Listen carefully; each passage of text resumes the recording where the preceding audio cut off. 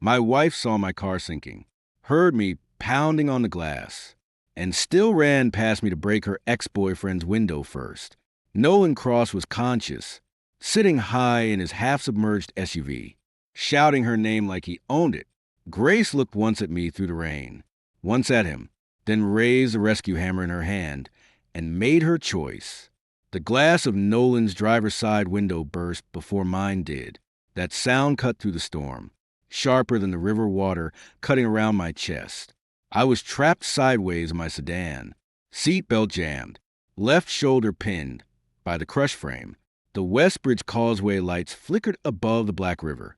Rain hammered the roof.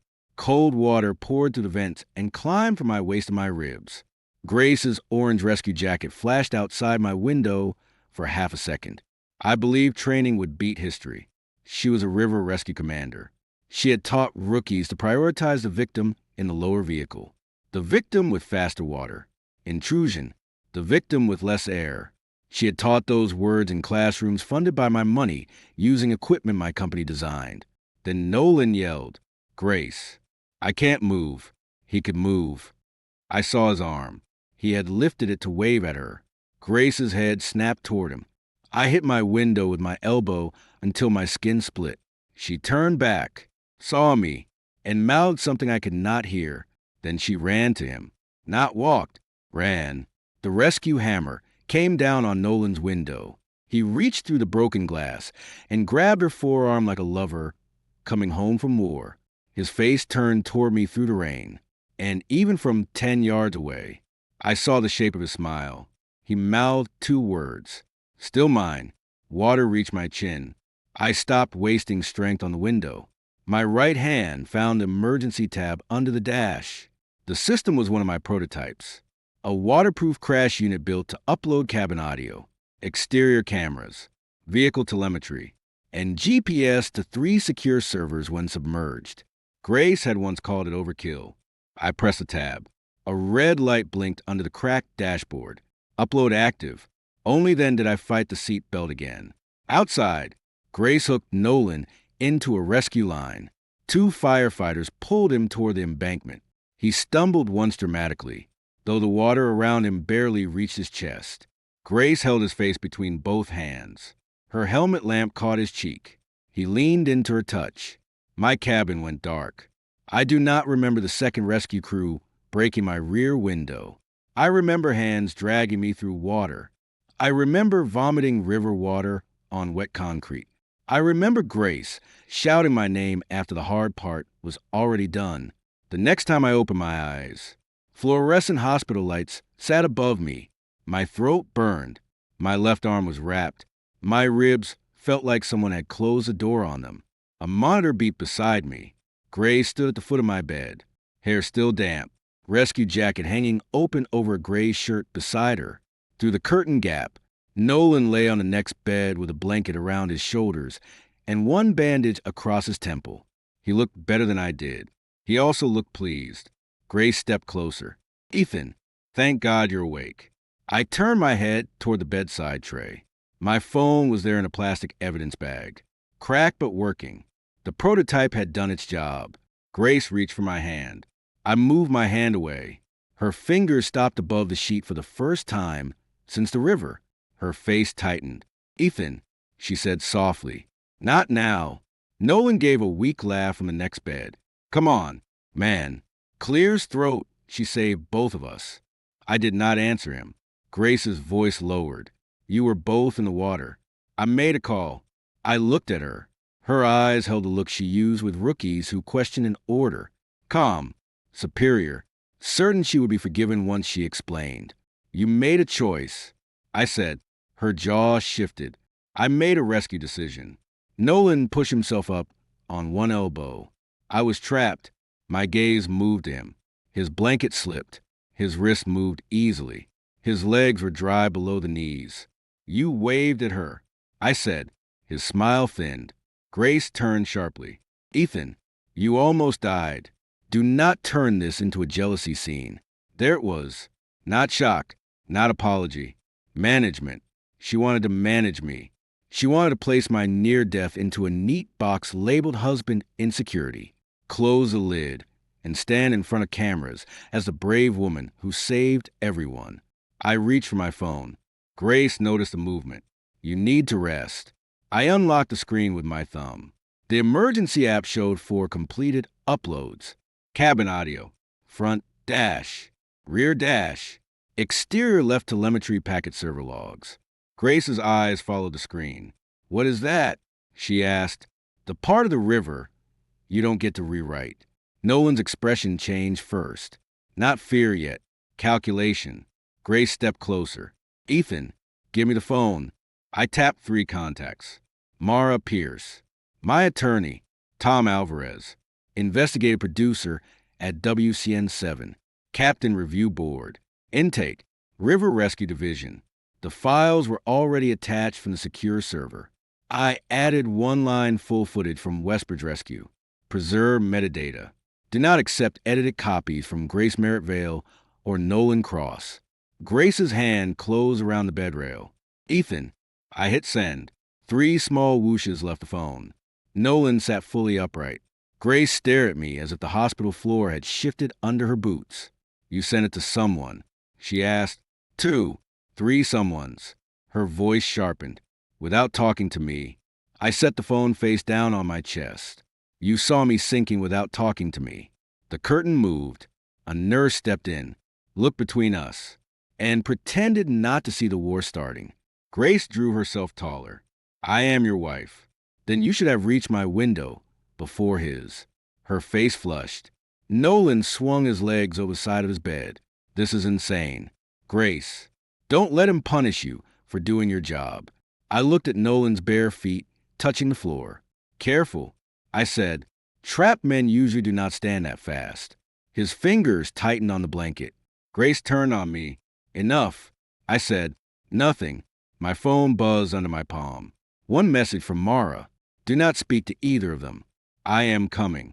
A 2nd message from Tom Alvarez. We have received the files. Is this on record? I typed with 1 thumb. Yes. Then I added, use my name. Grace watched every movement. Ethan, what did you just do? The monitor beeped steadily beside me. I looked past her. Nolan. He had stopped smiling. I made sure the next window you break. I said, is not the truth. My phone buzzed again. Tom Alvarez. Can we verify by 5? If yes, this leads at 6 o'clock. Grace took 1 step backward for the first time that night. She looked toward Nolan instead of me, and Nolan looked away. Grace came back 30 minutes later with a hospital administrator, 2 rescue officers, and the face she wore for public disasters. Not her wife face, her press conference face. Her hair was tied back. Her jacket was zipped. Her wedding ring flashed when she folded her hands in front of her. Ethan, she said, controlled and careful. We need to clarify the incident before it becomes damaging. I was sitting upright now. The nurse had cut away my wet clothes. My ribs were taped. My left arm throbbed under fresh bandages. Mara had not arrived yet, so I kept my answer short. No, the administrator blinked. Grace's captain, a broad man named Heron Pike, cleared his throat. Mr. Vale, nobody is here to pressure you. I looked at the clipboard in his hand. Then you will not mind leaving the statement form outside. His fingers shifted. Nolan appeared behind them in a borrowed hoodie, moving like a man who wanted witnesses to see how brave he was. Grace noticed him and immediately stepped half a body in front of him. I noticed that too. It was becoming a habit of hers. Shielding him first. Nolan's gaze dropped to my bandaged arm. Man, this has gone too far. Grace saved you. I did not respond. Grace looked irritated by my silence. Ethan, Nolan could have gone into shock. He was standing in the hallway 10 minutes ago. He is trained to mask pain. He was trained to fake it better than that. Nolan's nostrils flared. Captain Pike raised a hand. Let's keep this civil. Grace took the clipboard from him and placed it on my tray. The top sheet was titled Preliminary Victim Statement. I read the first paragraph. Due to low visibility and simultaneous hazard conditions, Commander Merritt Vale proceeded according to triage protocol and extracted the victim in the most accessible vehicle first. I looked at Grace. You already wrote my memory for me. Her mouth tightened. It is standard language. No, it is protective language. It protects the department from misinformation. It protects you. The administrator shifted. Mr. Vale, this is just preliminary. I picked up the pen, clicked it once, and drew a straight line through the entire paragraph. Grace's hand jerked. Ethan, I wrote beneath it. I was conscious. I was visible. My vehicle was lower in the water. Commander Grace Merritt Vale made eye contact with me and proceeded to Nolan Cross first. Then I signed my name. The room changed temperature. Nolan laughed under his breath. You are really doing this because your wife touched my face. Grace turned toward him. Nolan, stop. But she did not say he was wrong. That told me everything. I placed the pen down. Captain Pike looked at the statement as if it might burn his fingers. Grace leaned close enough that only I could hear her. You are angry. I understand. But if you damage my command over a personal reaction, you will regret it. I looked at her wedding ring. For years, I had watched that ring open doors for her. Donors trusted her because she was married to the man funding half her equipment. City officials took meetings because my company backed her pilot programs. Families saw our wedding photos and fundraising videos and believed in the brave commander with a quiet, supportive husband. She thought that support was permanent. She thought I was part of her uniform. I picked up my phone and opened my banking app. Grace saw the screen. What are you doing? I remove her from my private emergency medical authorization, then from my health insurance liaison access, then from my company family travel policy, then from the joint donor portal I had built for her foundation. One by one, doors closed, transaction authority revoked, shared card suspended, foundation emergency line disabled, pending audit. Grace watched the notifications hit her phone. Her eyes widened at the third one. Ethan, why did I just lose access to the donor dashboard? Because the dashboard is mine. Captain Pike looked up. Nolan's expression sharpened with interest, then worry. Grace lowered her voice. This is not the time. It became the time when you brought paperwork to my hospital bed.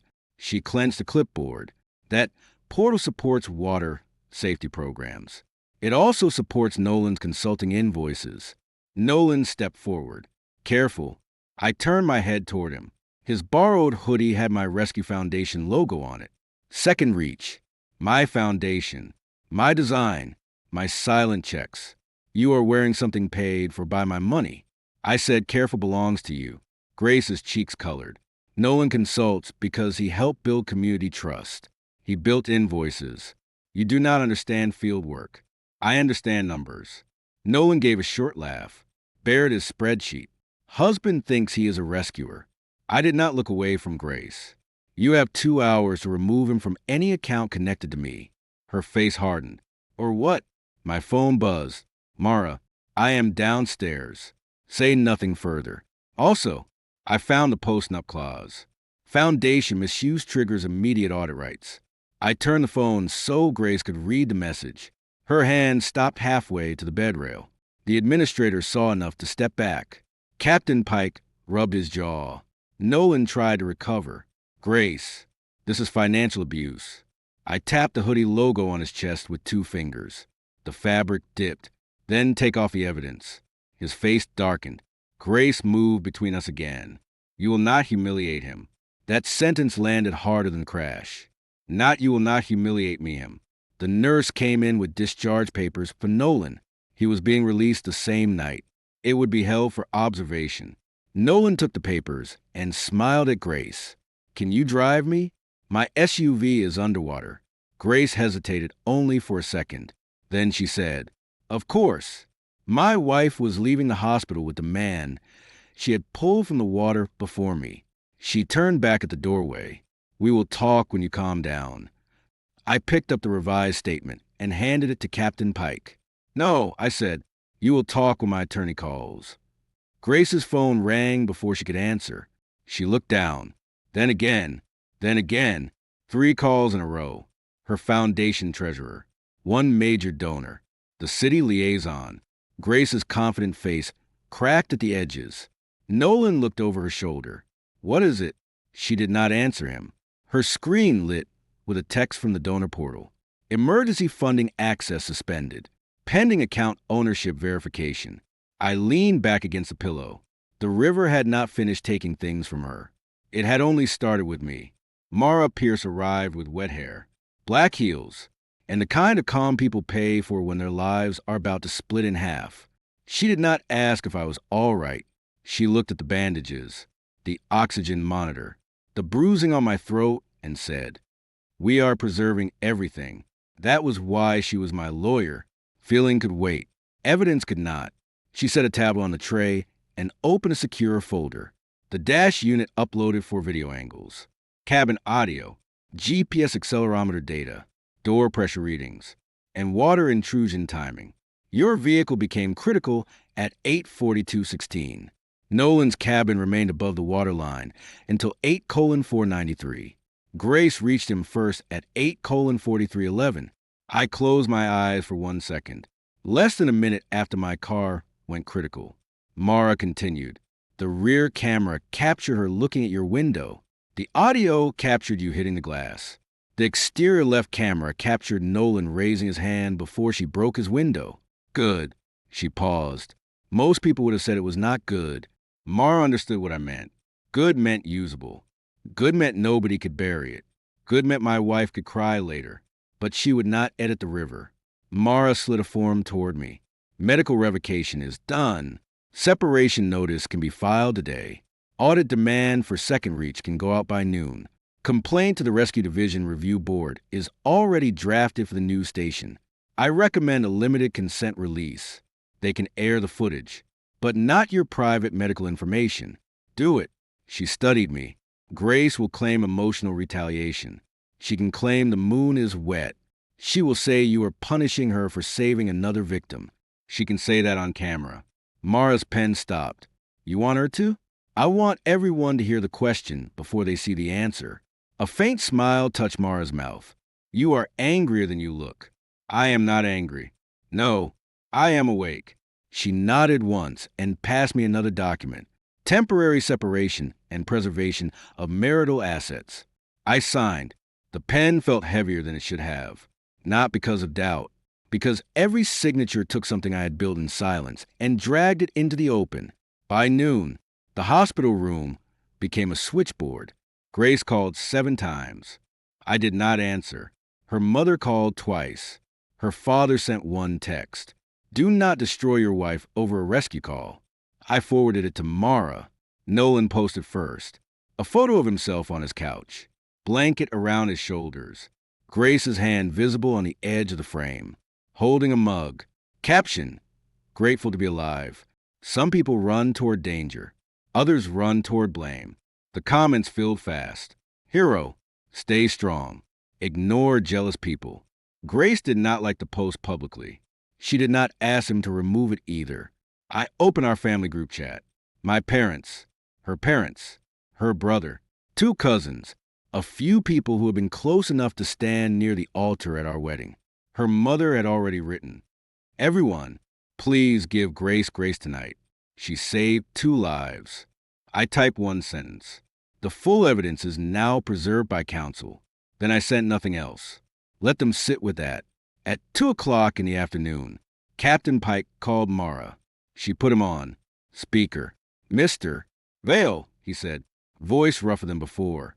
The department needs a copy of the original footage. You have received the preservation notice. Mara said, you can request it through formal review. We are trying to get ahead of a public misunderstanding. I spoke for the first time. You mean ahead of the news? Silence. Then Pike said, Grace is one of the best commanders we have. She had 1 job at my window. That is not fair. Neither is drowning while your wife rescues. Her ex-Pike inhaled. Nolan Cross is also a victim. Nolan Cross was standing. He has a history with the department. He has a history with my wife. Mara touched the table once. Enough. I stopped. Pike changed tactics. Would you consider delaying media release until internal review? No. Mr. Vale. No. I repeated. Your internal review already put a false paragraph in front of me while I was on oxygen. Another silence. Then Pike said, that was preliminary. That was rehearsal. He ended the call politely. People always ended calls politely when they realized the other side had recordings. By 4, I was discharged with a sling, 2 prescriptions, and instructions not to drive. My brother Luke picked me up. He looked at the bruises on my face and did not make the joke he had probably prepared. He just opened the passenger door. "You going home?" he asked. "My house?" "Yes." He caught the distinction. "Grace there?" "No. She took Nolan home." Luke's hands tightened on the steering wheel. I looked out at the wet city. News vans were already parked near the hospital entrance. One reporter recognized me, stepped forward, then stopped when Marlowe lifted one finger from the curb. "Not yet." On the drive home, my phone lit up with a text from Grace. "You sent lawyers after me before asking why." I typed back, "I saw why." She answered fast. "You saw chaos. You saw seconds. You have no idea what I had to process." I sent her one still image from the rear camera. In it, Grace's helmet light pointed directly at my window. My hand was visible against the glass. Nolan's SUV sat higher in the background. I wrote, "This is what you process." She did not reply. At home, the front porch light was on. Grace always left it on when she expected to come back late. I looked at that light for a moment. Then I opened my security app and changed the door code. Luke watched from the driver's seat. "You sure?" I stepped out carefully. "Ribs pulling?" "No." He looked surprised. I walked toward the door. I am certain inside. The house smelled like Grace's cedar candles and the coffee she never finished. A framed photo from her rescue award ceremony sat on the hallway table. In the photo, she held a plaque. I stood 3 foot behind her, half cut off by the frame. I took the photo down. Not smashed, not dramatic. I placed it face down in a drawer. Then I opened the safe in my office. The post-nuptial agreement was inside, along with the deed to the house, the foundation charter, donor schedules, insurance, policies, and a sealed envelope Grace had never asked about because she thought boring papers were beneath heroic people. I carried everything to the dining table. At 5:12 p.m. Tom Alvarez called. "We verified the metadata," he said. "We also have bridge traffic cam confirmation from the city feed. We can air tonight." "What angle?" "Public safety failure. Hero narrative under question. Husband of commander speaks through evidence." "I do not want sympathy music." He paused. "Understood." "No. Blurred footage where the decision is unclear. We will show enough." "And Nolan's post." "We have it." I looked at the table full of papers. "Use it." Tom exhaled softly. "Mr. Vale, Grace. Merit is beloved in this city. This will hit hard." She should have thought of that when she ran past my window. At 5:59, I stood in my living room with my ribs taped and my sling digging into my neck. Channel 7's opening music played. The anchor looked into the camera. Tonight, exclusive footage raises serious questions about a celebrated river rescue and the commander at the center of it. My phone buzzed. Grace, then her mother, then Captain Pike, then a number I did not recognize. I did not answer any of them on screen. The first frame appeared. My car was already sinking. Grace was looking straight at me, and the whole city was about to watch her turn away. Grace did not come home that night. She sent messages instead. "You made it ugly." Then the station cut context. "Then Nolan is getting threats. Because of you." Not once did she write, "I am sorry I left you in the water." The broadcast did what clean evidence always does. It removed adjectives. It did not call Grace cruel. It did not call Nolan a liar. It did not call me betrayed. It showed time. It showed water levels. It showed Grace's helmet light crossing my windshield. It showed Nolan's hand moving before rescue. Then it showed her breaking his window first. By midnight, the city had picked sides. By morning, people who had called Grace a hero were asking why a rescue commander ignored triage. By noon, Grace's department announced an internal review. By 3, Nolan deleted his post. By 6, Grace's mother invited me to dinner at my own house. That was how she phrased it. "We should all sit down at your home and settle this privately before more damage is done." I stared at the message for a long moment. Then I answered 7. Luke told me not to do it. Mara told me to record it. So I did both things that mattered. At 6:45, I placed my phone on the bookshelf with the camera facing the dining room. My security system recorded audio from 3 angles. The post-nup sat in a folder by my plate. The deed sat beneath it. At 702, Grace entered using her old key. The lock did not turn. She tried again. Then she rang the bell. I opened the door. Her parents stood behind her. Her brother Mason was there, too, hands stuffed in his jacket pockets. Nolan stood at the back of the group, holding a bakery box like dessert could sweeten betrayal. Grace looked at the keypad. You changed the code. Yes. Her father frowned. That seems unnecessary. So did bringing Nolan. Nolan lifted the box.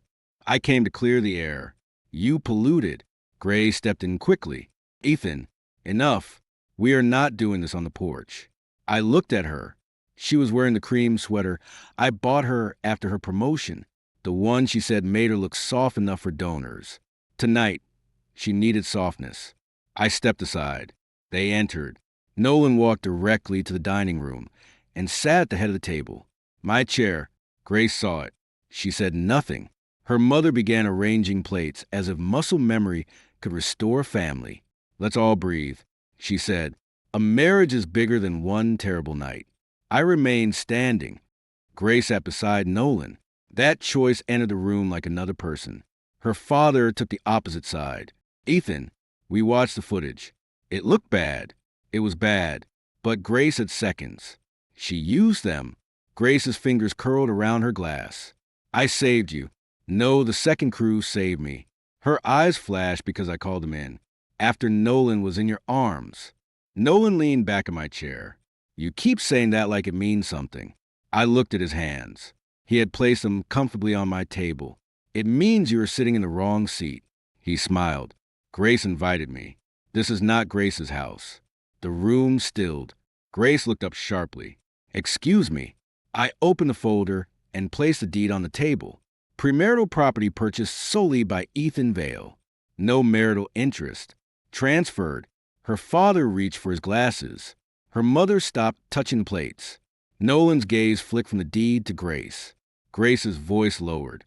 You are really going to weaponize the house. No, I am going to identify the owner. We are married and separated as of yesterday. Her brother Mason looked at her. Separated. Grace glared at me. A piece of paper does not end a marriage. No, a rescue hammer through another man's window while mine filled with water helped.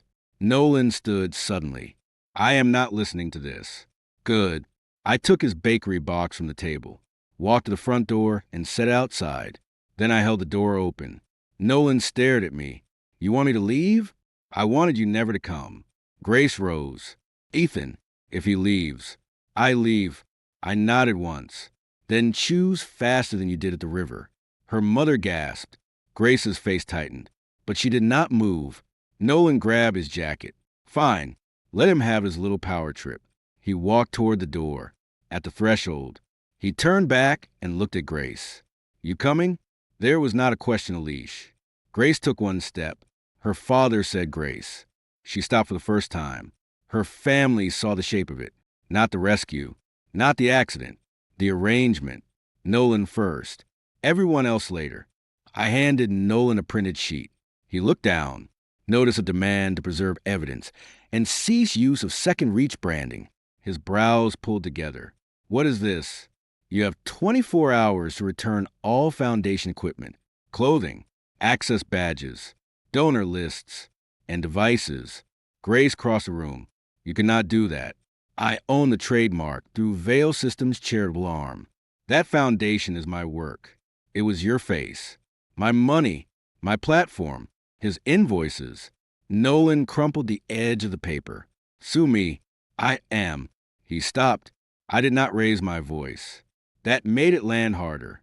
Grace moved closer. Ethan, you are escalating beyond repair. I looked at her. You said that like repairs on the table. Her lips parted for 1 second. The commander vanished and the woman I married looked out. I almost recognized her. Then her phone buzzed. She checked it. Nolan had texted her from 6 feet away. I saw only the first line.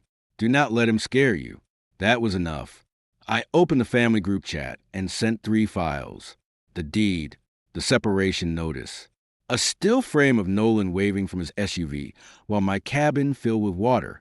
Grace's mother's phone chimed on the sideboard. Her father's chimed next. Mason's face changed as he opened the image. He stared at Nolan. You waved? Mason asked. Nolan shoved the notice into his pocket. It is a still frame. It means nothing. Mason turned the screen toward Grace. He waved. Grace looked at the image. Her hand stopped above her phone. Nobody spoke. That silence was different from shock. It was worse. It was recognition. Nolan opened the front door himself. I am done being judged by people who weren't there. I said the cameras were. He left. Grace remained in the hallway, caught between the door and the table. Her mother sat down slowly. Her father removed his glasses and rubbed the bridge of his nose. Mason walked to a window and watched Nolan get into a ride share. Grace whispered, You are turning everyone against me. No, I said, I am turning the lights on. Her eyes shone, but no tears fell. She still had too much pride. Where am I supposed to go tonight? She asked. I picked up her overnight bag from beside the coat closet. I had packed it with clothes, medication, documents, and the framed photo from a hallway. I handed it to her. You made that decision before dinner. Her fingers closed around the strap. She looked past me into the house. Her house. She had always called it her safe place. Her proof that no matter how late she came home from saving, everyone else would be there. The keypad behind her blinked red. Not anymore. Grace chose the station over the house. That was the smartest move she had. Left by morning. River Rescue issued a statement. Commander Grace Merrittvale followed a dynamic rescue assessment under extreme weather conditions. Edited clips circulating online do not reflect the totality of the incident. Edited clips. I read that line twice while standing in my kitchen, one hand against my ribs, coffee going cold. They were going to call the truth edited because the whole truth was worse. Nolan gave an interview before lunch. He wore a neck brace that had not existed in the hospital. He sat on his couch beneath a framed rescue certificate and spoke in a hoarse voice. I remember water rushing in. He told the camera. I remember being unable to feel my legs. Grace did what any trained commander would do. It breaks my heart that her own husband has turned a rescue into a marital attack. He paused at the right moment. A tear sat in his eye but did not fall. Ethan has always resented our bond. I watched it once. Then I sent the clip to Mara. Her reply came fast. He just opened the defamation door. Good. Had a meeting at her office at 2. Not a boardroom. Not a dramatic glass tower. Just a legal office above a bakery with old wood floors and conference chairs that squeaked. The kind of place where people sign papers that change real lives. Mara placed 3 stacks in front of me. Stack 1, defamation and false light. She tapped the second. Stack 2, foundation audit and trademark enforcement. Then the third. Stack 3, divorce filing and temporary asset restraint. I looked at the third stack. It was thinner than I expected. Mara followed my gaze. Clean prenup. Cleaner postnup. No children. Premarital house. Separate business interests. Joint accounts limited. Grace signed without reading. She read enough to complain about the infidelity clause. I remembered that night Grace had laughed and said, If I ever cheat, you can take the houseplants. 2. I had smiled because we were newly married. And I believe people who joke about betrayal feared enough not to do it. Mara opened the postnup. There is no morality penalty unless assets are misused or reputation damage effects. Your company. However, her foundation's use of your systems and Nolan's compensation bring us into recovery territory. Do it all. Mara leaned back. Once filed, this becomes difficult to soften. I thought of Grace's hand on Nolan's face while water closed over my mouth. File. At 2:41, Grace received the first legal notice at the station. At 2:53, Nolan received the second at his apartment. At 3,007, the foundation treasurer called me. Her name was Diane Bell. She had sent me Christmas cookies for 5 years and never once asked why Nolan's invoices kept growing. Today, she sounded shaken. Ethan, I did not know about the personal charges. What personal charges?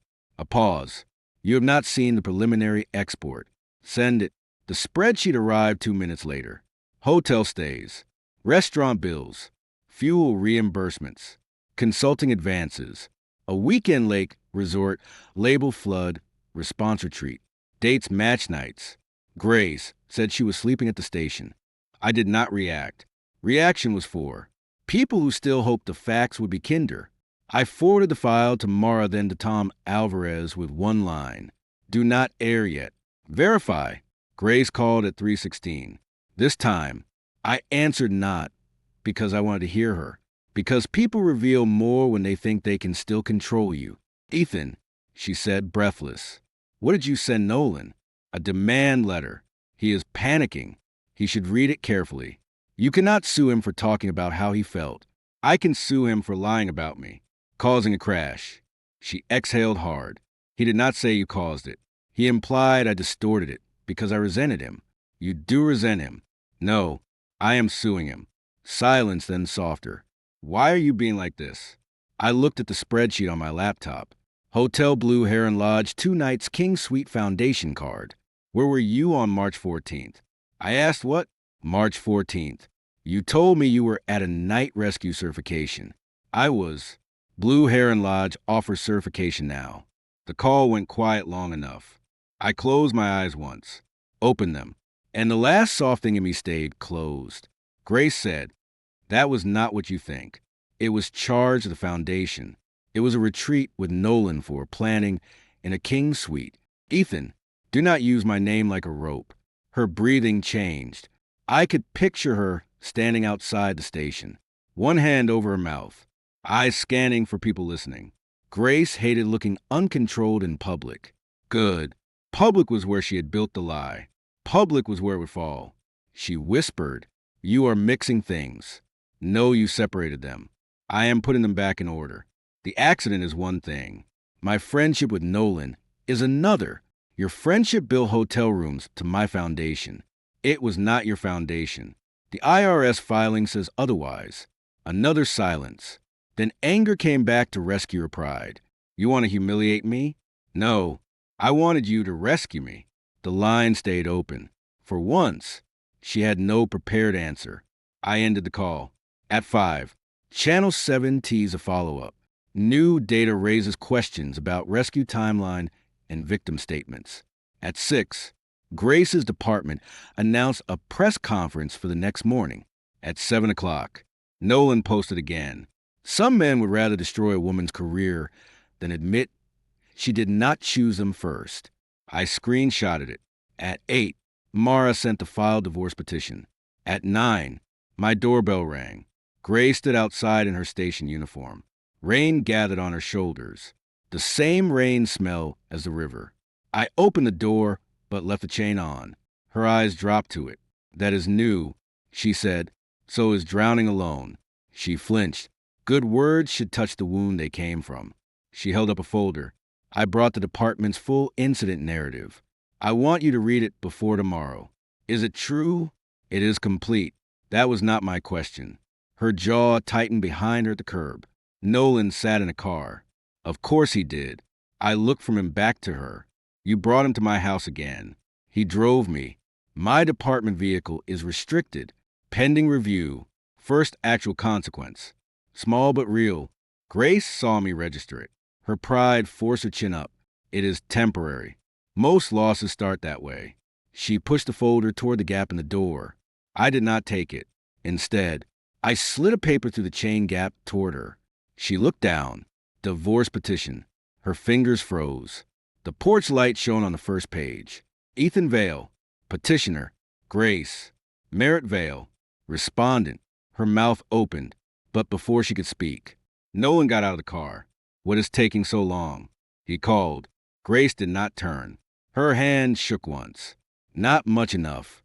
Ethan, she said, do not do this before the press conference. I closed the door until only her face fit through the gap. You should have thought about timing at 8:43. Then I shut it through the door. I heard Nolan's footsteps reach the porch. I heard his voice. What did he say? Grace did not answer. Paper rustled. Then Nolan said, "Lower." He filed for the first time. He sounded afraid. Grace walked into the department press room like a woman trying to outrun a camera that had already caught her. She wore her dress uniform, navy jacket, polished badge, hair pulled tight, no wedding ring. That last detail made the internet notice before the reporters did. I watched from Mara's office with a cup of coffee untouched in front of me. Tom Alvarez had called at dawn. "We have the City Bridge feed," he said, "and dispatch audio. Does it match mine? It makes yours worse for her." At 10 a.m. Gray stood behind a podium while Captain Pike opened with policy language. Extreme conditions, split-second decisions, incomplete online narratives. Then Gray stepped forward. Her hands rested on both sides of the podium. "For 10 years," she began, "I have dedicated my life to rescue work. I understand the public concern. I also understand the pain my husband experienced that night. But I reject any suggestion that I knowingly endangered him or prioritize personal history over professional duty." Personal history. Not Nolan. She was still sanding the edges. Reporter asked, "Commander, did you see your husband conscious in his vehicle before extracting Mr. Cross?" Grace looked directly into the cameras. "I saw multiple hazards. I acted according to accessibility." Mara glanced at me. I said, "Send it." She texted Tom. 30 seconds later, Channel 7 cut into the press conference live. The anchor's voice came over the feed. "We are pausing here to show newly verified footage from the West Bridge incident, including city bridge cameras and dispatch audio, which appear to contradict parts of Commander Merrittvale's statement." On screen, the view changed. Not my dash cam this time. A high bridge camera. Cold, distant, unemotional. My sedan had broken to the guardrail nose first and rolled into the river at a lower angle. Nolan's SUV sat closer to the embankment, tilted but stable. Window above the waterline. A timestamp ran in the corner. 8:42:16. Dispatch audio played. Vehicle 1 taking water fast. Driver visible. Driver striking window. Then Grace's voice. "I see him." The press room feed showed Grace still behind the podium. Her lips parted slightly. The footage continued. Nolan's voice cut through the rain, picked up by a responder mic. "Grace, over here." Then another responder shouted, "Commander, sedan is lower." Grace moved across the frame toward Nolan. The audio caught Nolan again. "I'm stuck. Baby. Hurry, baby." The word landed in the press room like a thrown glass. Reporter murmured something. Captain Pike stepped closer to Grace, but did not touch her. The footage zoomed. Nolan's arm lifted inside his SUV. He wiped his mouth. Then he waved. Not a desperate twitch. Not a trapped man spasm. A wave. The split screen showed Nolan's interview from yesterday where he said he could not feel his legs. Then the bridge footage showed him pushing against the steering wheel and shifting his hips before Grace arrived. The anchor said medical records obtained with consent from Mr. Vale confirmed he suffered water aspiration, rib injuries, and lacerations requiring overnight observation. Mr. Cross was discharged the same evening. Grace reached for the edge of the podium. The press room camera caught it. Her fingers pressed so hard the knuckles turned pale. Tom did not stop. Dispatch audio continued. Responder. Commander. Sedan first. Grace. Cross first. Move. Another responder. Vale is under faster. Grace. I said, cross first. There it was. No jealousy. No interpretation. An order. My wife's order. Cross first. Mara lowered her eyes for a moment. Not pity. Respect for impact on the press room feed. A reporter stood. Commander, why did you order cross first? After acknowledging your husband was lower in the water. Grace tried to speak. No sound came. Captain Pike reached for the microphone. We will be taking another reporter cut in. Did your prior romantic relationship with Mr. Cross influence that order? Grace's eyes moved toward the side of the room. The camera followed. Nolan was there. He had come to the press conference. Of course, he had. He stood near the wall in a dark coat, face stiff, neck brace gone. When the camera found him, he stepped backward. Too late, another reporter asked, "Mr. Cross, were you unable to move your legs as you stated yesterday?" Nolan turned away. That small movement did more damage than any denial. Grace finally found her voice. "I made the call I thought would save the most lives." Tom's producer must have been waiting for that line. The broadcast cut to my cabin audio. My hand hitting glass once, twice, 3 times. Then my voice but clear. "Grace." The room heard it. The city heard it. Grace heard herself not answering. Her face changed. Not dramatically. Not like a villain collapsing. Worse, like a professional who knew exactly what the evidence proved. Her lips trembled. A tear slipped down before she could stop it. The camera did not look away. She said, "I need a moment." But live television does not return moments once it takes them. She stepped back from the podium. Her heel caught the platform edge. Captain Pike reached for her arm. She shook him off, then covered her mouth with one hand.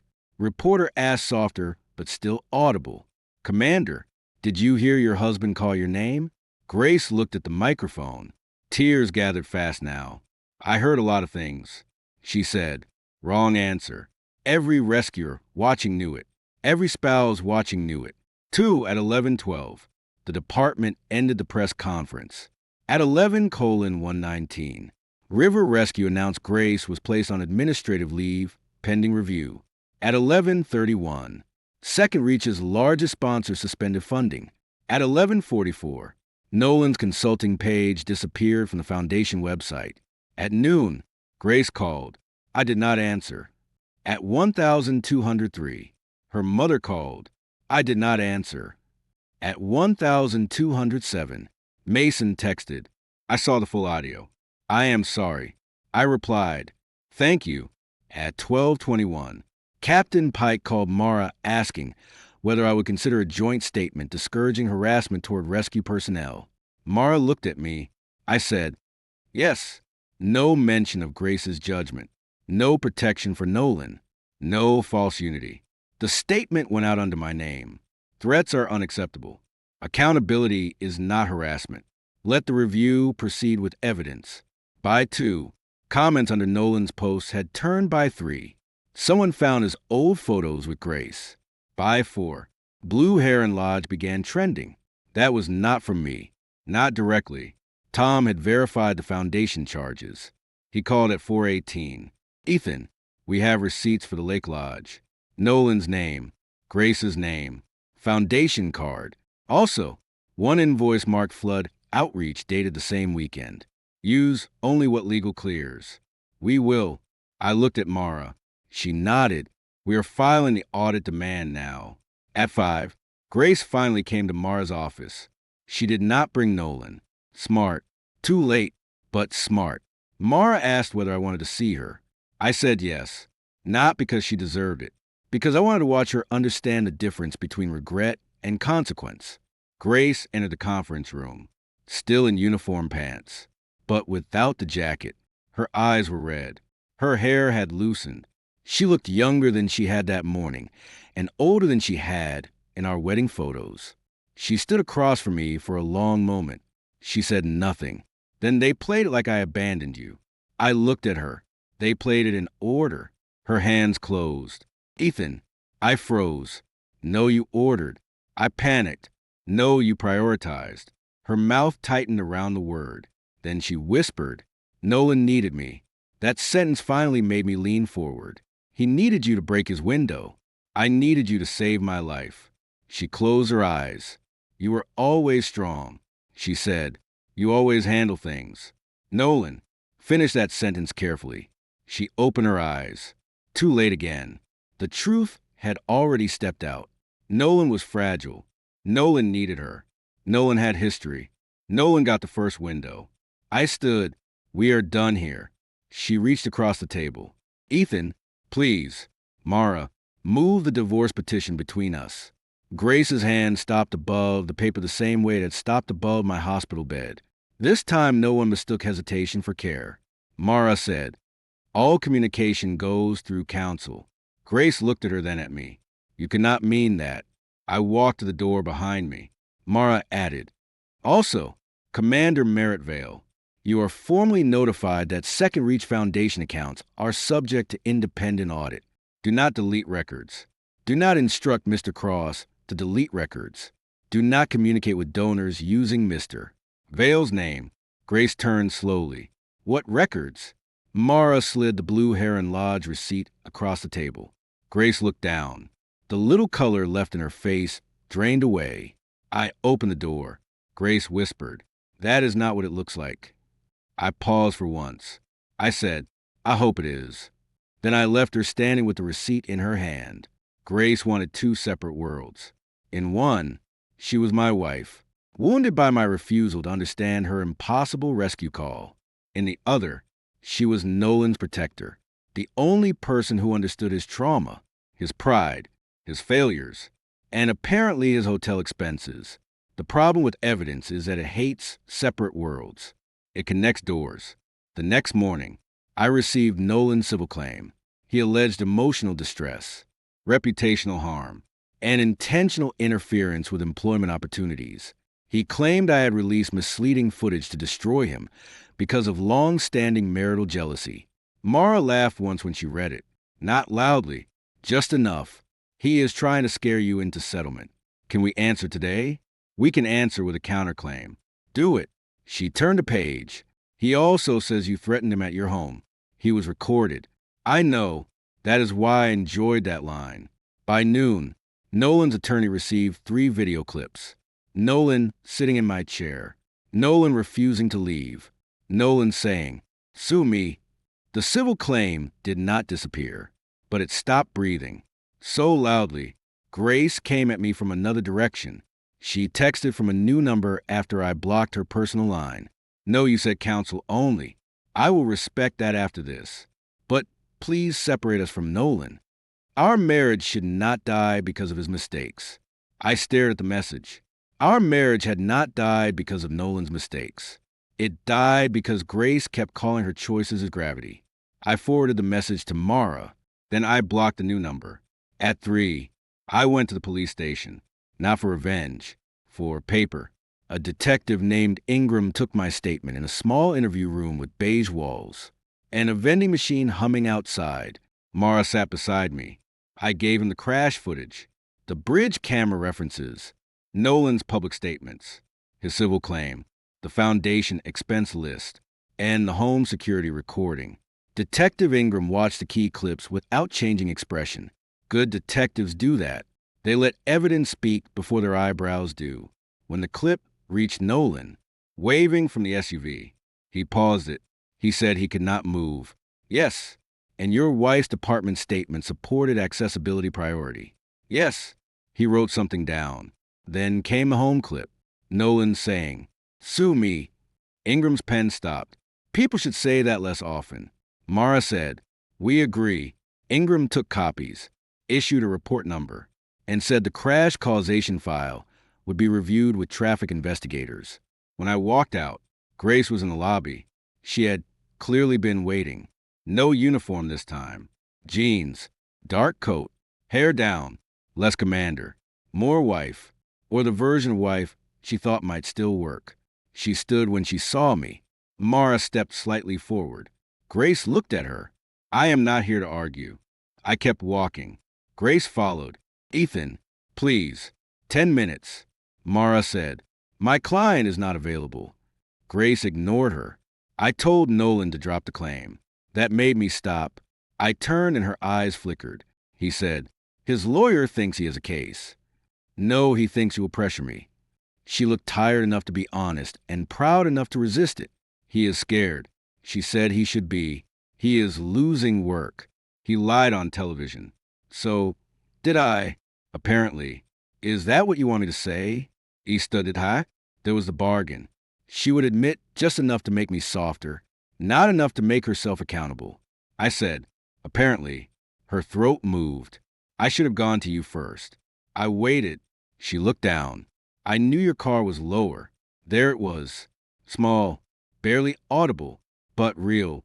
Mara's eyes sharpened. Grace realized it too late. I did not smile. I did not pounce. I did not say gotcha. The lobby camera above the door had already caught everything I said. Put that in writing. Her head lifted. Pain crossed her face. But anger came right behind it. You brought me here for that. No, you followed me here for that. She took a step back. A unformed officer at the desk glanced over. Grace noticed and lowered her voice. You used to protect me. Yes, and now I protect myself. The sentence landed between us cleaner than any insult. Her eyes filled again. But tears had lost power after LiveTV. They no longer moved me. They only confirmed pressure. Grace whispered, I cannot lose my command. Then you should not have used it on Nolan first. She looked toward the exit. He is all I have left in that department.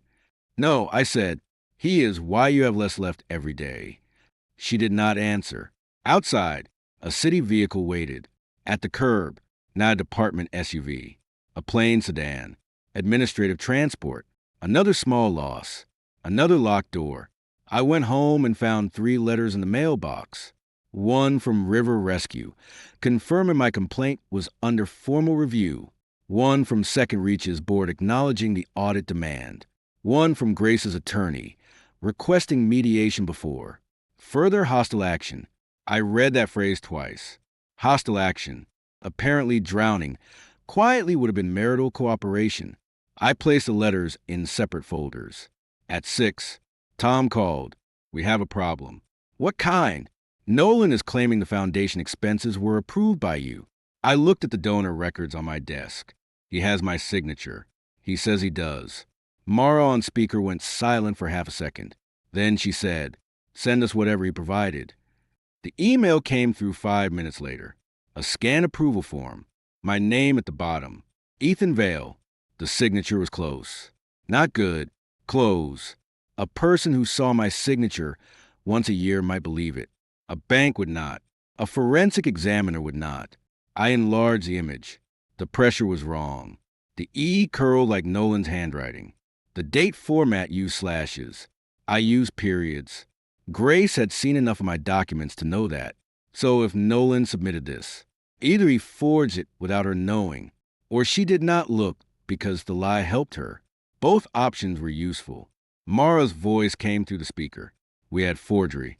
I looked at the scan form. Nolan had tried to climb out of the river by stepping on my name. This time there would be no rescue line. For years, people called me Grace's quiet husband at award dinners. They placed me at the edge of photos at fundraisers. They thanked Grace for her tireless vision and Nolan for his field experience. Then someone would nod toward me and say, and Ethan, of course, for supporting, as if the rescue drones purchased themselves, as if the waterproof dash units grew out of goodwill, as if the donor platform, telemetry software, training, simulator, emergency upload servers, and half the foundation budget came from applause had let them believe it because Grace once squeezed my hand under the table and whispered, you know what you mean to me. That was enough then. It was not enough now. The truth did not come out in one dramatic speech. It came out through canceled access. First, a city safety director emailed Grace's department asking why Vale Systems had suspended technical support for 3 pilot rescue units.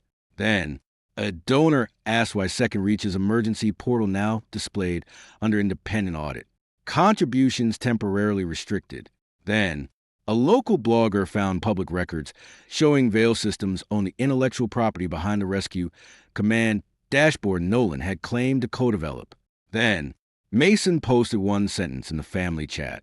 I just learned Ethan built the system Grace's team uses. Why did nobody know? Grace did not answer. Her mother sent a question mark. Her father wrote, Grace, still nothing. By afternoon, Channel 7 called it the quiet husband behind the rescue tech. I hated the phrase, but it was accurate enough to hurt the right people. At 3, I attended the Second Reach board meeting remotely. Grace was present, so was Diane the treasurer. Nolan was not invited, which meant he joined from Grace's speakerphone until Mara objected. This audit concerns Mr. Cross. Mara said, "He does not participate unless formally requested." Grace said Nolan has institutional knowledge. I said Nolan has invoices. The board chair, a retired judge named Helen Marks, looked over her glasses. "Commander Merrittvale, place your phone on the table and disconnect Mr. Cross." Grace hesitated. Helen's voice sharpened. Now Grace ended the call. Her face carried the insult of being told no in a room. She used command. Diane presented preliminary findings. Blue Heron Lodge, 3 hotel stays, 9 restaurant charges, a personal laptop, consulting fees paid before contracts were approved, mileage reimbursements on days Nolan's vehicle toll, records placed him in another county. Then came the forged approval form. Helen stared at it. "Mr. Vale," she said, "is this your signature?" "No." Grace turned toward me quickly. "Ethan, think carefully." The room stilled. Mara's head turned slowly. Helen said, "Commander, are you suggesting he may not remember signing?" Grace's face tightened. "I am saying there were many documents during that period." I opened the folder beside me and held up 4 documents. My signature from that month, bank authorization, vendor contract, insurance renewal, donation transfer. Mara shared them on screen. The signatures lined up. Then she placed Nolan's form beside them. Wrong slant, wrong date format, wrong pressure, wrong ending stroke. Diane whispered, "Oh my God." Grace stared at the screen. Her lips moved once, but no sound came out. Helen said, "Who submitted this form?" Diane checked her notes. It came from Mr. Cross's foundation email. "And who approved his foundation email access?" Another silence. Diane swallowed. "Commander Merrittvale." Grace closed her eyes. The board chair wrote something effective immediately. Helen said Nolan Cross is suspended from all foundation activity. "Commander Merrittvale, your administrative authority over financial approvals is suspended pending full review." Grace's eyes opened. "Helen, that is unnecessary." "It is necessary." I built second reach. Helen's voice remained flat, and apparently forgot who paid for the bricks. Grace recoiled as if slapped. I did not enjoy that line. I noted it. There is a difference.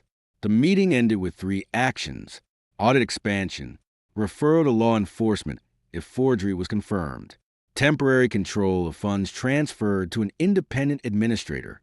Grace stayed on screen after others left. Only Mara, Helen, and I remained. Grace looked at me. "Did you know this would happen?" "Yes." "How long have you been preparing?" "Since the hospital." She laughed once, bitter and small. "One night, that is all it took for you to turn on me." "No, one night is all it took for me to stop covering." Her eyes shone. "You think I never loved you?" I looked at the screen behind her through the blurred office glass. People moved around the station. Nobody entered. Nobody interrupted. Administrative leave had made her visible but untouchable. "I think love became something you used to silence me." Her mouth parted.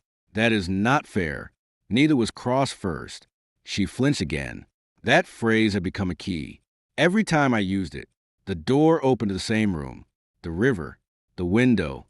The choice. Helen ended the call before Grace could turn grief into argument. My phone rang immediately after. Unknown number. I let it go. A voicemail appeared.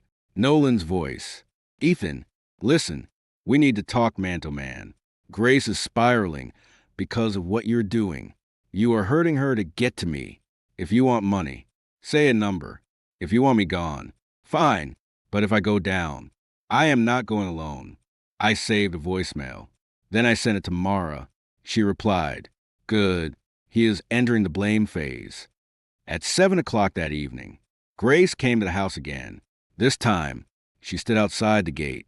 Her old remote no longer worked.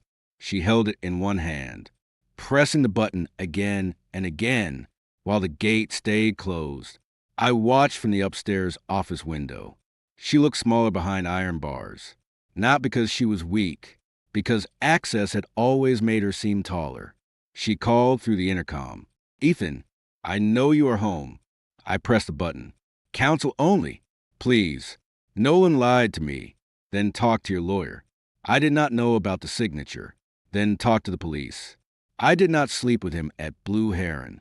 I paused, not because I believed her, because I realized she still thought that was a sender. The bed, the jealousy, the old script. I pressed the intercom again. You left me underwater. Her face folded only for a second. Then she grabbed the gate with both hands. I made a terrible call.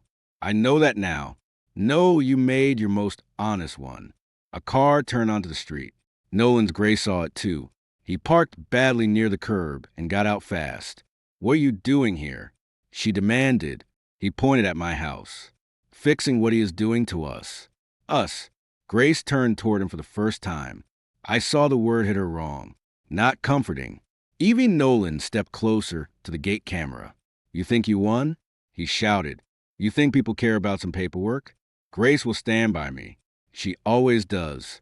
Grace said, Nolan, stop. He did not. You were never enough for her. Ethan, you know that even when she married you, she came to me when things got hard. Grace's face went white. The gate camera recorded every word. I saved the clip before Nolan finished talking. He had just done what arrogant men always do, mistaken a locked gate for a private room. Nolan's downfall did not happen on television first. It happened in a municipal conference room with bad coffee, fluorescent lights, and a printer that jammed twice before producing the evidence packet that felt appropriate. Men like Nolan love cameras when they can perform pain. They hate rooms where every claim needs a document. Detective Ingram sat on one side of the table. A traffic investigator sat beside him. Helen Marks represented Second Reach. Mara represented me. Grace came with her attorney, a thin man named Paul Sutter, who looked like he already regretted taking the case. Nolan arrived 10 minutes late. He wore a suit, without a tie and a face arranged for injury. Grace did not sit beside him. That was the first thing he noticed. Grace, he said. She looked at the empty chair across from her. Sit down. Nolan. His expression flickered. Small betrayal. Not mine. Hers. Detective Ingram opened with the crash. The traffic investigator projected a map of the West Burbridge Causeway. Not a dramatic video. Not a news clip. A map. Red line for my car. Blue line for Nolan's SUV. Telemetry for my system. Toll camera timestamps. Bridge traffic camera footage. Road sensors. Speed estimates. The blue line crossed 2 lanes sharply before impact. Nolan leaned forward. That is wrong. The investigator clicked to the next slide. Video from a delivery truck. Behind us. Nolan's SUV moved from the outer lane across the wet road. My sedan braked. The impact pushed both vehicles toward the guardrail. Nolan had told reporters. I lost control. The video showed him cutting across. Grace's attorney closed his eyes briefly. Nolan said, I hydroplaned. The investigator clicked again. Vehicle speed, steering angle, brake timing. No loss of traction before lane change. She said, you initiated the movement. Nolan's jaw worked. I was trying to avoid debris. Another click. The road ahead was clear.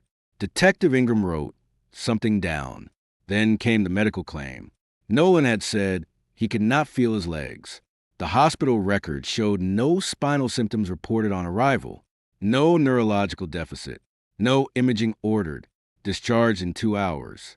Nolan shifted, shock and present later. Ingram said, yet you walked out. Nolan looked toward Grace.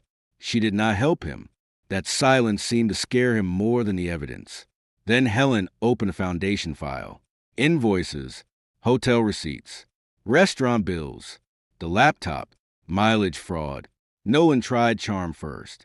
Second Reach was informal in its early days. We all sacrificed. A lot of things were approved verbally. Helen looked at him over her glasses by whom Grace knew.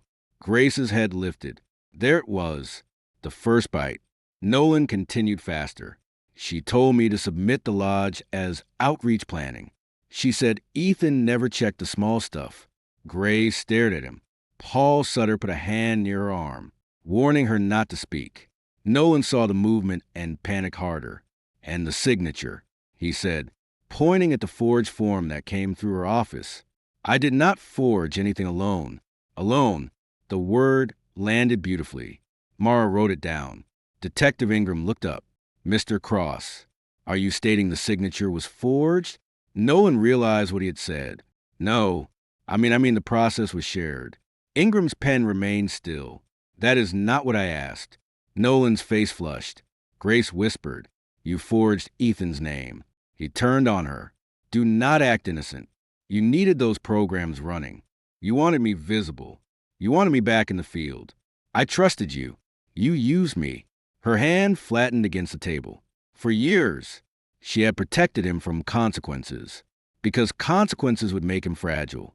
Now, he was using that protection as evidence against her. You wollt's her understandet.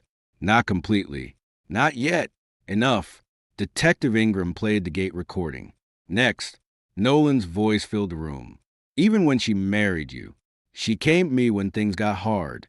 Grace's eyes closed. Nolan shouted. That was private.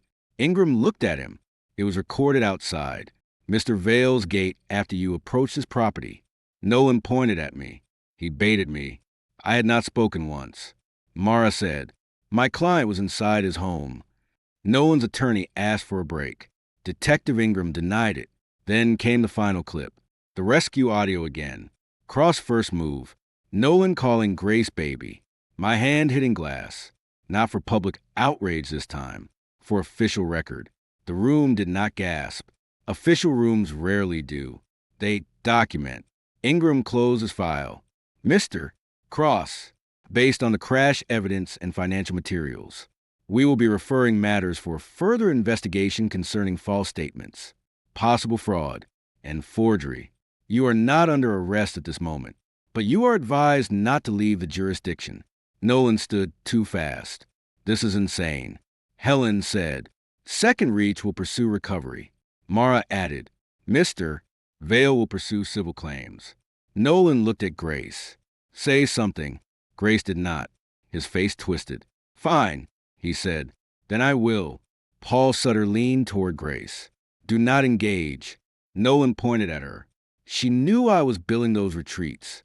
She signed off because she wanted me close. She let everyone think Ethan was just a husband because she liked being the hero. Grace rose slowly. Her chair scraped the floor for a moment. I thought she would finally defend me. She did not. She defended herself.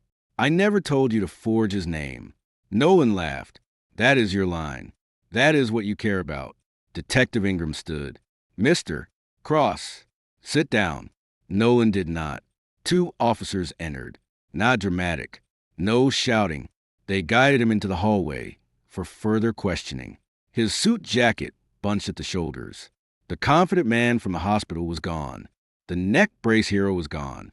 The ex who smiled through river rain was gone. What remained was a man realizing the woman he used as a shield could not stop paper. Grace remained standing. Her hands shook at her sides. She looked at me across the table. I did not know about the forgery. She said, I believed her. That did not save her. You knew about the river. Her face crumpled. Paul Sutter whispered, Grace. She sat down. Helen slid a document toward her. Commander Merritt Vale, the Foundation is placing you on immediate administrative removal from all second reach functions pending audit conclusion. Grace stared at the page. I founded it. Helen's expression did not change. You fronted it. Grace looked at me again. This time, not as wife, not as commander, as someone reaching for a door already locked. Mara placed another document beside Helen's amended divorce petition.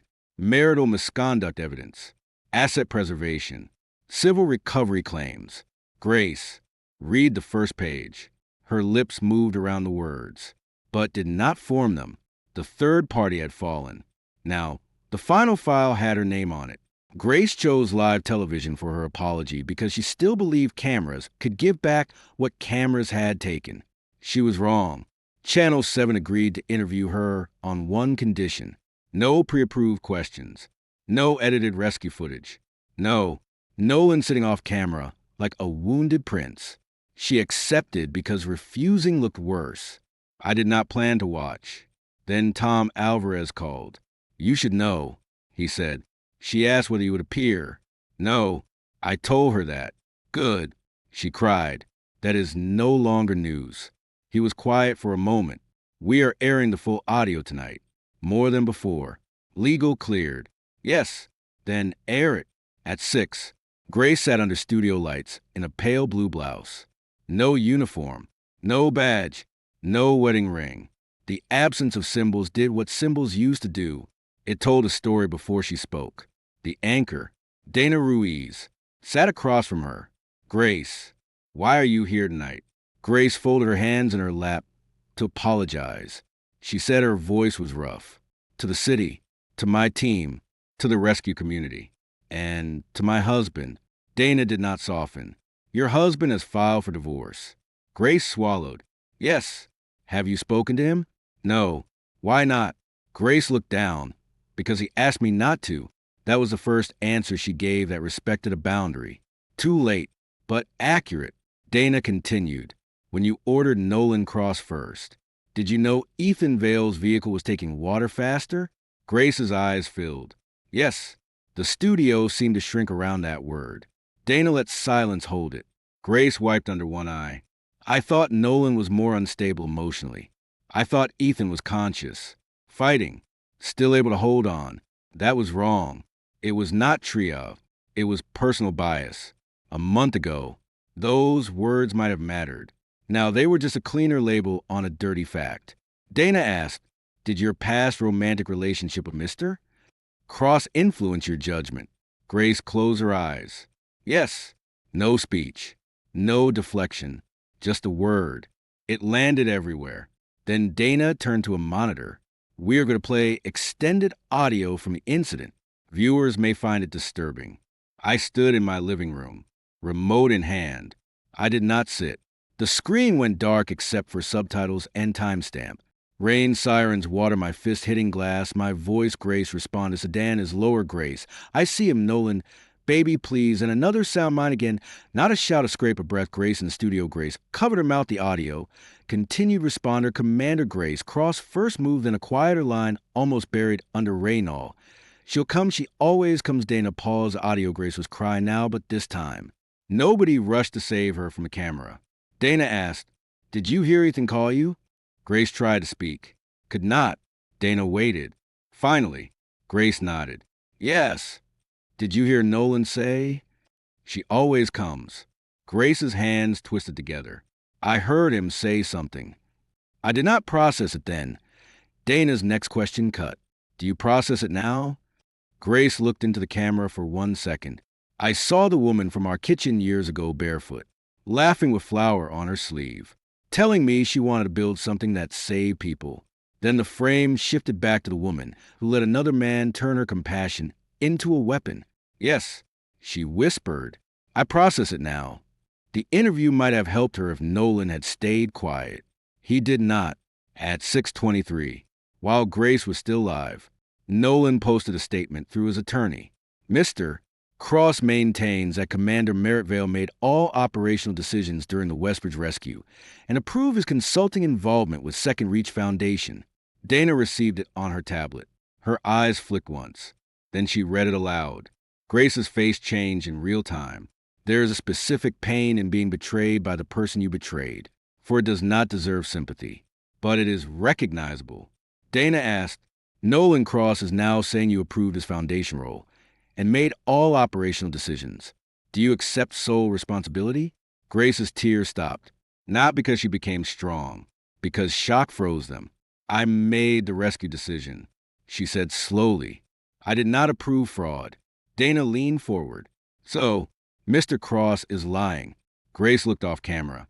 No Nolan there. No husband there. No family table. No department podium. Just lights. Yes, she said. He is lying.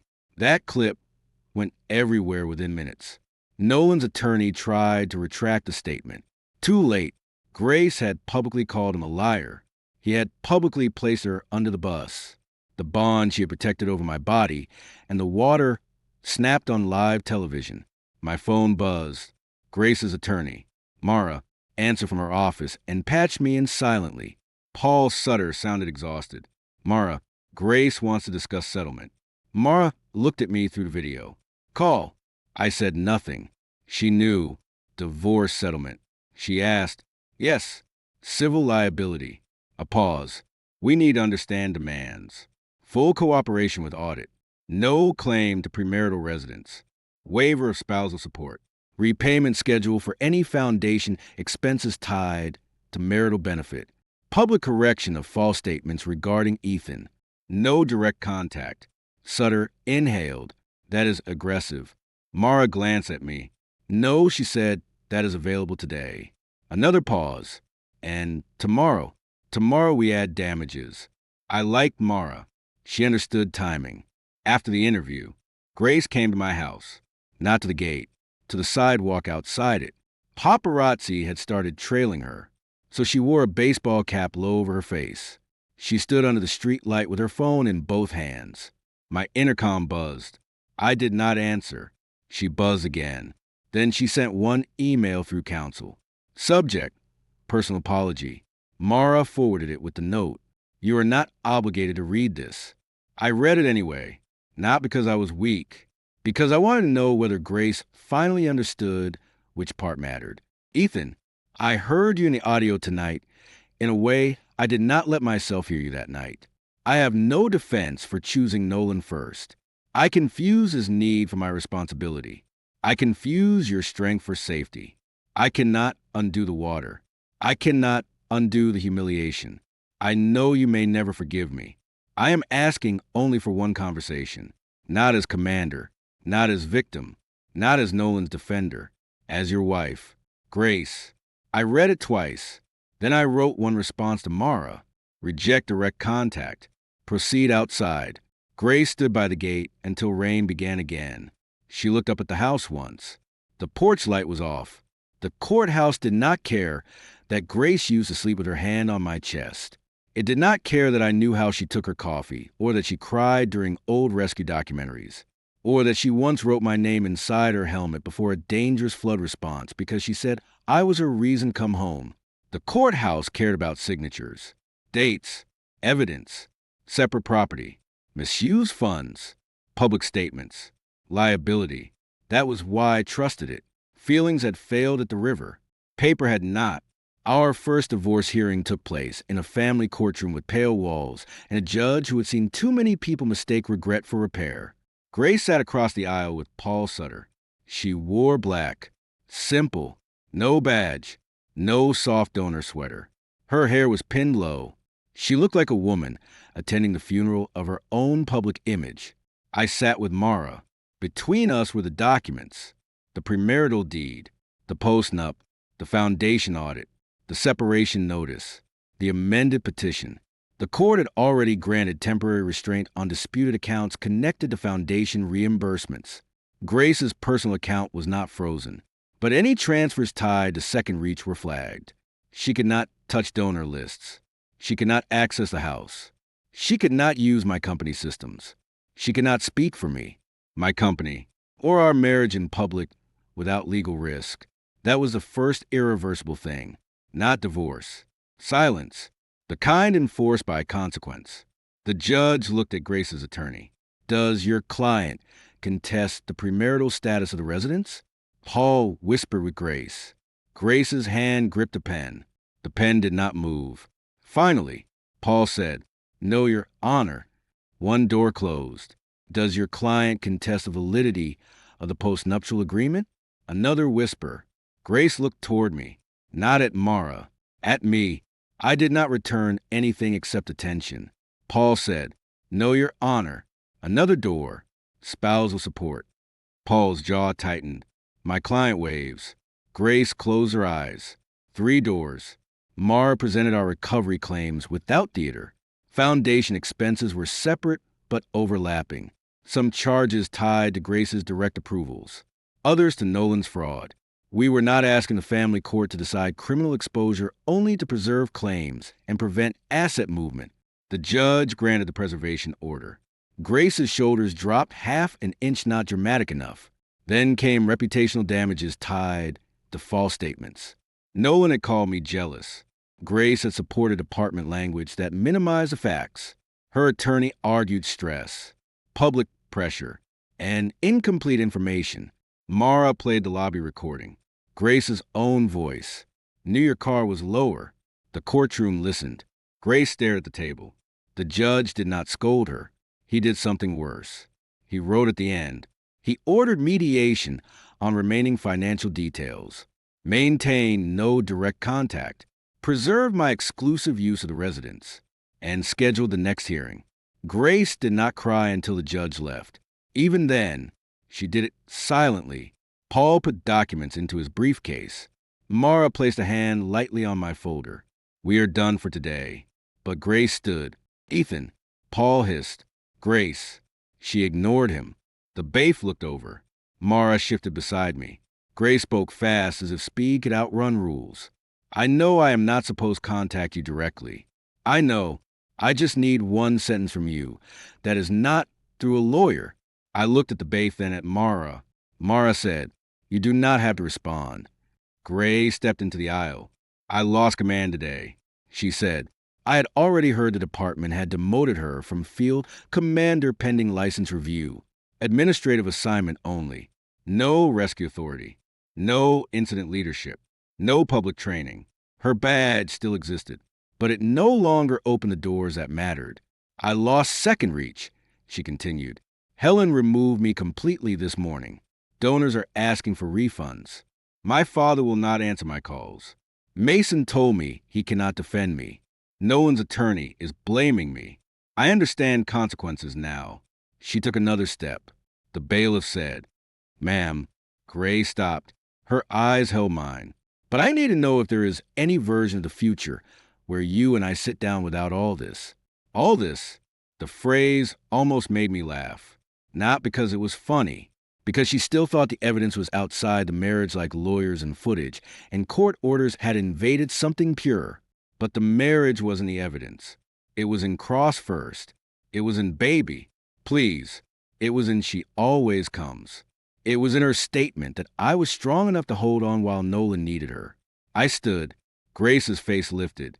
Hope is cruel when it arrives late. I looked at her left hand. The ring was gone.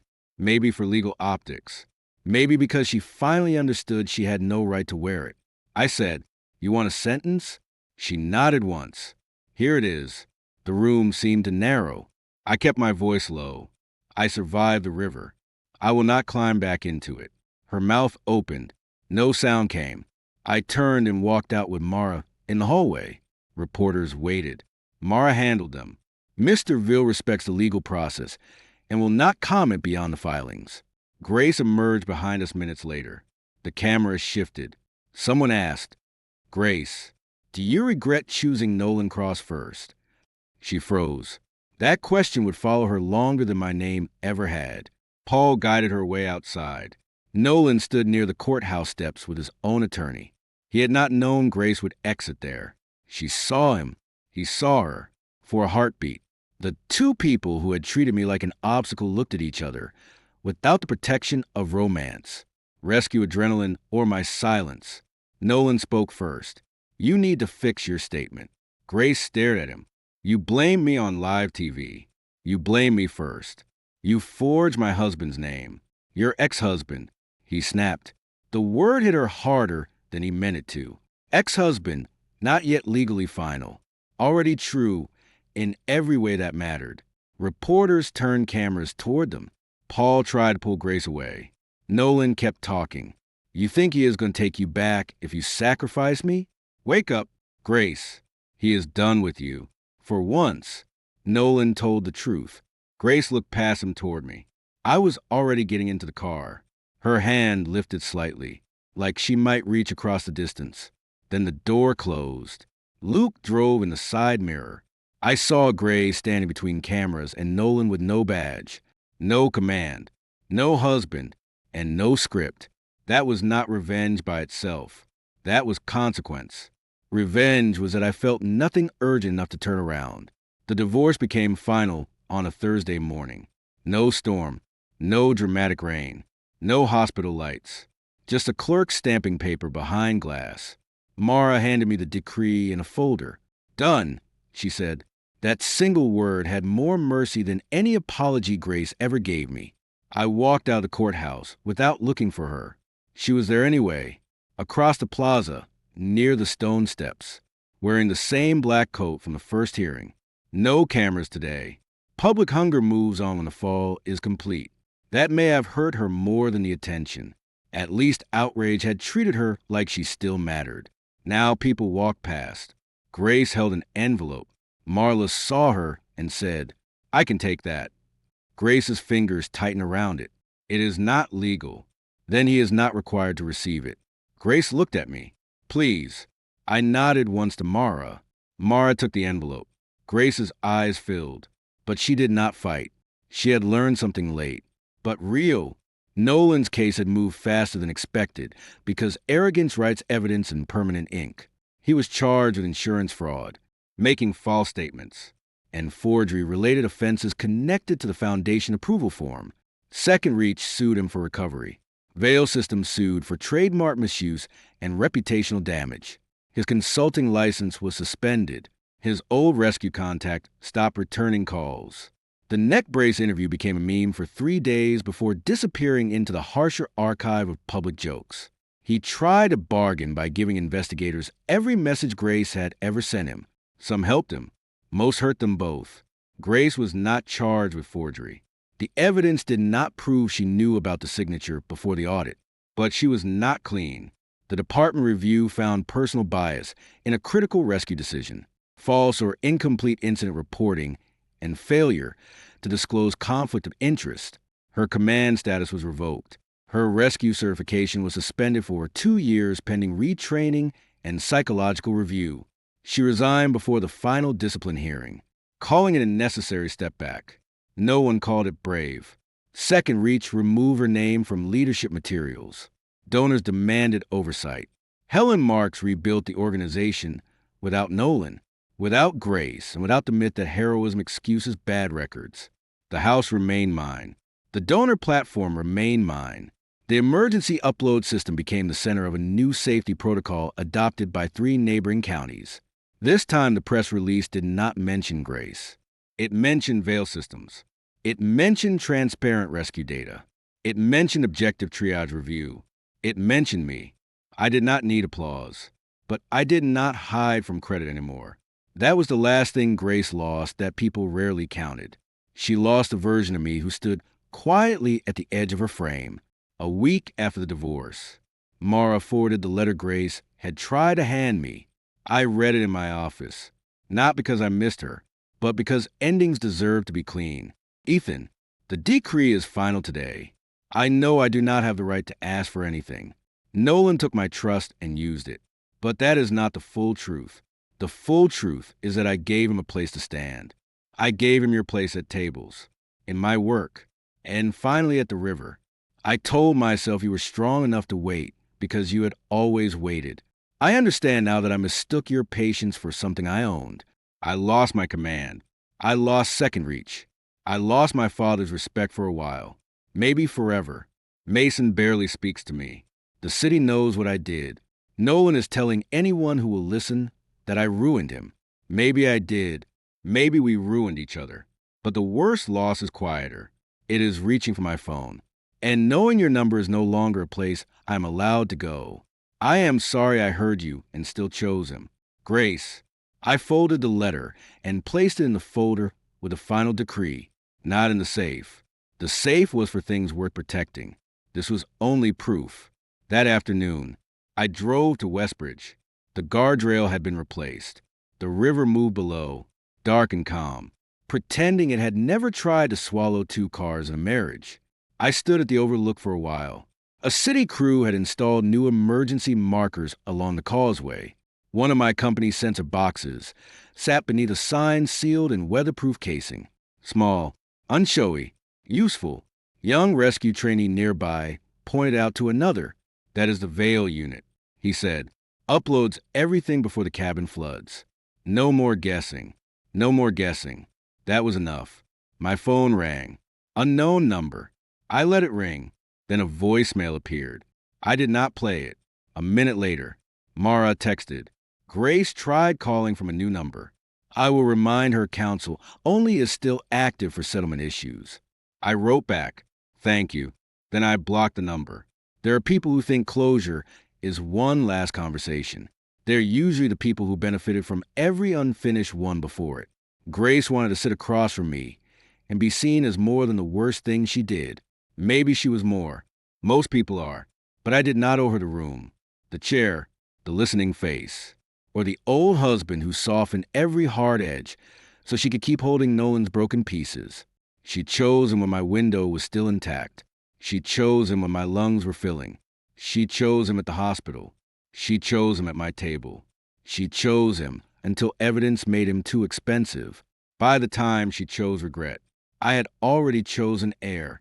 Nolan lost his false hero story, his consulting money, his rescue network, his legal safety, and the woman whose guilt had protected him.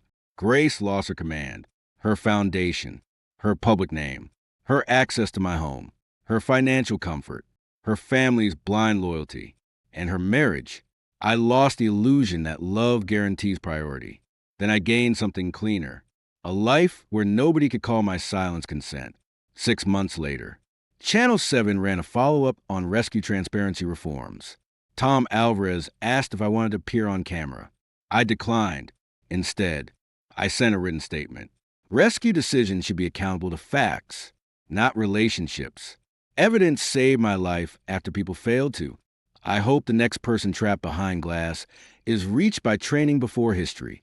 They read it on air over footage of new rescue units mounted on bridges and patrol boats. No mention of my marriage. No mention of Grace crying. No mention of Nolan. Good. Some stories do not deserve to keep owning the ending. That night, I returned home, entered through a gate that opened to my code, and stood in the quiet hallway. The old rescue award photo was still face down in the drawer. I took it out for a moment. I looked at the version of Grace holding her plaque. Smiling like saving people made her immune to hurting them. Then I removed my half-visible face from the frame. I placed a cut photo of myself into the shredder. The machine hummed. Paper Teeth took the old version of me in thin strips. Grace could keep the award. Nolan could keep his lies. The river could keep the night. I kept the footage, the decree, the house, the company, the truth, and the life I almost did not get to walk back into. My wife saw my car sinking and broke her ex's window first. So, I showed the world what she chose. And when she finally cried on LiveTV, I did not change the channel. I watched until the truth finished speaking. Then I turned the screen off and never looked back.